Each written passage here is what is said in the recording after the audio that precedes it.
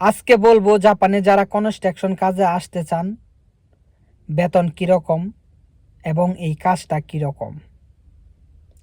মানে কনস্ট্রাকশন কাজ যদি জাপানে আপনি করেন তাহলে প্রতি মাসে কত টাকা কামাই করা সম্ভব বা ইনকাম করা সম্ভব, বা বাংলা টাকা কতগুলা টাকা আপনি কয় লাখ টাকা বাংলাদেশে পাঠাতে পারবেন। এই তথ্যটা কিন্তু সকলেই দেয় না। তো আমি বাস্তব চিত্র তুলে ধরব। যারা জাপানে কনস্ট্রাকশন কাজে আসতে চান, ইতিমধ্যে বা পড়ালেখা করতেছেন যে জাপানে কনস্ট্রাকশন কাজে আসব, অনেকেই কিন্তু আসতে চাই।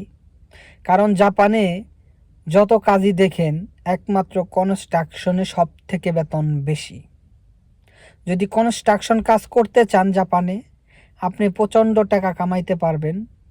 আপনার উপরে ডিপেন্ড করে আপনি কত টাকা ইনকাম করতে পারবেন। তো আমি এখন বর্তমানে জাপানে কনস্ট্রাকশন কাজ করি 7 বছর ধরে।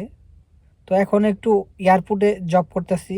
তো সেক্ষেত্রে যারা কনস্ট্রাকশন কাজ করে তাদের ফুল অভিজ্ঞতা এবং কত টাকা আপনার ইনকাম করা সম্ভব প্রতি বছর প্রতি মাসে সব কিছু তুলে ধরবো। ভিডিওটা দেখতে থাকুন। যদি কনস্ট্রাকশন কাজে জাপানে আসেন, অনেক টাকা ইনকাম করতে চান, তাহলে ভিডিওটা সম্পূর্ণ দেখুন। আপনার জন্য খুবই উপকৃত এই ভিডিও থেকে হবেন আর কি। তো যাক, শুরু করি। প্রথমত আপনি যদি কনস্ট্রাকশন কাজে আসেন, সেক্ষেত্রে আপনার কিছু ফলো করা লাগবে। কোনগুলা? যে আপনি জাপানে যে পরিশ্রমী একটা দেশ, এটা সকলেই জানে, সারা বিশ্ব জানে যে জাপানে অনেক পরিশ্রমী তারা। তো এখানে প্রচণ্ড রোদ পড়ে, আবার বৃষ্টি পড়ে, ঠান্ডা গরম মিলেমিশে এই দেশটা। তো কনস্ট্রাকশন কাজ সব সময় বাইরে হয়। যদি বাইরে হয় তাহলে রোদ বৃষ্টি ঝড় এগুলোর সাথে আপনার লড়ে কাজ করতে হবে এবং অনেক টাকা উপার্জন করতে পারবেন যদি এগুলো লড়তে পারেন, আপনার শারীরিক ওই রকম সক্ষমতা থাকে। এখন বলবো বেতন কত। বেতন নির্ভর করে আপনার উপর। আপনি যদি ভালো পরিশ্রম করতে পারেন, এখানে এখন বর্তমানে জাপানে মানে কনস্ট্রাকশন কাজে 3 লক্ষ ইয়েন, 3 লক্ষ ইয়েনের নিচে বেতন নাই। যারা 3 লক্ষ ইয়েনের নিচে কনস্ট্রাকশন কাজ করে তারা হয়তো ঠকতাছেন, কিন্তু সর্বনিম্ন 3 লক্ষ ইয়েনের নিচে জাপানে কনস্ট্রাকশন কোনো কাজই নাই। তো উদাহরণ আমার তো বেতন, আসলে বেতনটা বলা ঠিক না। হ্যাঁ, সাধারণত আপনি বাংলাদেশের টাকায় 2,80,000 থেকে 3 লক্ষ টাকা কনস্ট্রাকশন কাজে বেতন পাবেন। এটা একটু অভিজ্ঞতা হলে বা লাইসেন্স থাকলে। আপনি যদি নতুন আসেন তাহলে আপনি কত পাবেন? নতুন আসলে বাংলাদেশি টাকায় আপনি 2,70,000, 2,50,000, 2,40,000, 2,80,000 এর মধ্যে থাকবে। এর মধ্যে ইন্স্যুরেন্স, পেনশন, তারপরে আপনার নিজের খাবার দাবার, রুম ভাড়া, মেডিকেল খরচ, ঠিক আছে? তো বিভিন্ন ধরনের আপনার খরচ আছে। এই বিভিন্ন ধরনের খরচ, আপনি যেহেতু কনস্ট্রাকশন কাজ করবেন, একটু ভালো মন্দ খাওয়া লাগবে, কারণ আপনার শারীরিক পরিশ্রম হবে এবং আপনি একটা ভালো বাসায় থাকা লাগবে, যাই যেন ভালো করে একটু রেস্ট নিতে পারেন।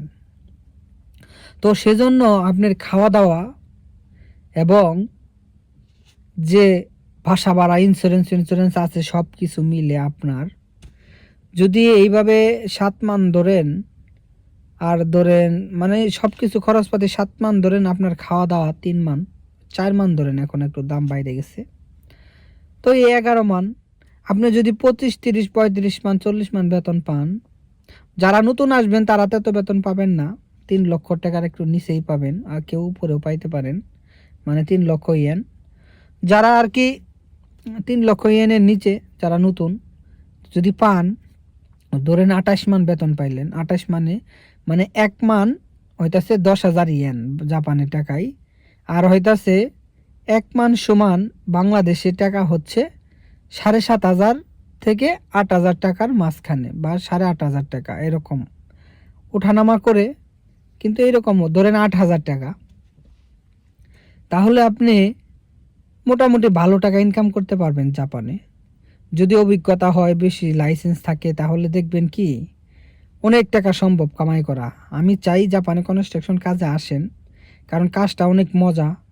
তারা কিন্তু তাদের ব্যবহারও ভালো।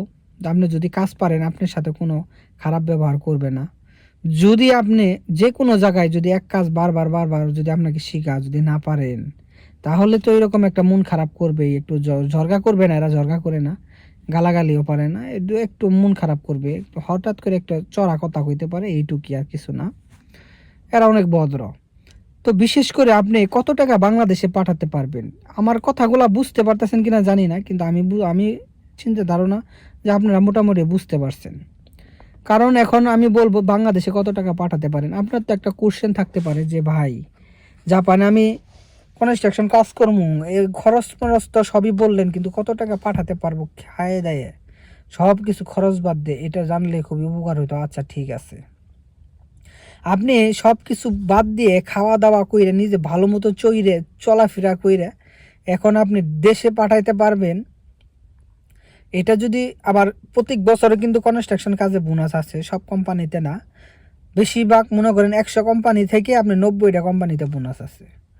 তো যদি বোনাস থাকে সর্বনিম্ন 15-20 মান, যদি 40 মান 4 লক্ষ টাকা বোনাস পান, বাংলাদেশের টাকায় ধরেন 3,20,000 টাকা, তাহলে এটা আপনার এক্সট্রা ইনকাম থাকবে।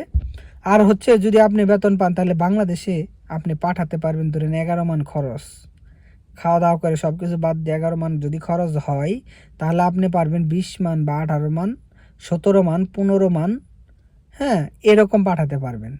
ধরেন আপনি 15 মান পাঠাইলেন, সর্বনিম্ন ধরি যদি 15 মান আপনি পাঠান, তাহলে আপনার মানে 1,20,000 থেকে 1 লক্ষ টাকা, মানে 1 লক্ষর নিচে পাঠার পাবেন না, 1 লক্ষর উপরে পাঠাইতে পারবেন সব সময়। তো আশা করি কনস্ট্রাকশন কাজের বিষয়টা আপনারা ভালো করে বুঝতে পারছেন। জাপানে কনস্ট্রাকশন কাজ একটু পরিশ্রম হলেও টাকা বেশি। 2 লক্ষ ইয়েন যদি পাঠান, তাহলে আপনি মনে করেন বাংলাদেশে 5টা বছর যদি টাকা পাঠান, জাপানে 5টা বছর যদি কনস্ট্রাকশন কাজ করেন, তাহলে বাংলাদেশে আপনি যে কোনো একটা ব্যবসা দোকানপাট দিতে পারবেন, এটা নিশ্চিত থাকেন। তো আশা করি জাপানের পরিস্থিতি বুঝতে পারছেন। কিন্তু 5 বছরই যে এক বেতন পাবেন তা না, 3 বছর উপর হইলেই ভালো একটা অ্যামাউন্ট দেশে পাঠাইতে পারবেন। আশা করি কথাগুলা বুঝতে পারছেন, এবং কনস্ট্রাকশন কাজগুলা কেমন পরিশ্রম কিনা, অনেক পরিশ্রম আমি বলি। তো সেজন্য যারা শারীরিক শক্তি আছে, মেধা আছে মোটামুটি, হ্যাঁ পড়ালেখা তেমন লাগবে না, মেধা আছে, তারা কিন্তু বাংলাদেশ থেকে বা বিভিন্ন রাষ্ট্র থেকে আপনারা কিন্তু কনস্ট্রাকশন কাজে জাপানে আসতে পারেন। যারা যারা এই প্রচেষ্টা করতে পারবেন না, আমার সাথে যোগাযোগ করবেন, আমি আপনাদেরকে দেখিয়ে দিব জাপানে কনস্ট্রাকশন কাজে কিভাবে আসবেন। তো আশা করি বুঝতে পারছেন। সবাই চ্যানেলটা সাবস্ক্রাইব করে রাখেন, আর যারা ফেসবুকে দেখতেছেন ফলো করে রাখেন। সবাই ভালো থাকবেন। আল্লাহ হাফেজ।